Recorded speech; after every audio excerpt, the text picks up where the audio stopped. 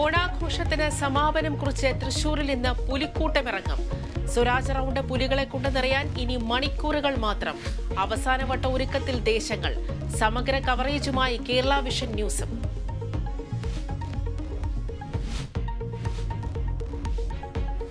പത്ത് വർഷത്തിന് ശേഷം ജമ്മു കാശ്മീർ പോളിംഗ് ബൂത്തിൽ ആദ്യഘട്ടത്തിൽ 24 മണ്ഡലങ്ങൾ വിധിയെഴുതുന്നു.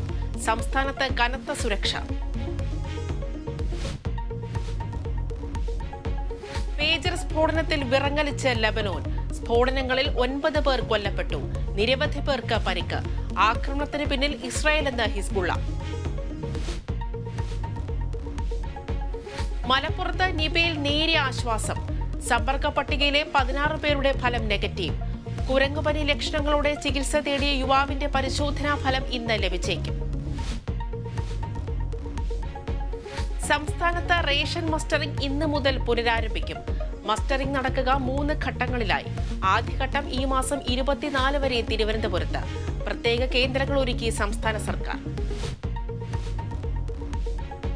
കേരള ക്രിക്കറ്റ് ലീഗിൽ ഇന്ന് ഫൈനൽ പോരാട്ടം. കാലിക്കറ്റ് ഗ്ലോബ് സ്റ്റാർസ് കൊല്ലം സെയിലേഴ്സിനെ നേരിടും. മത്സരം വൈകിട്ട് 6:30 ഗ്രീൻഫീൽഡിൽ.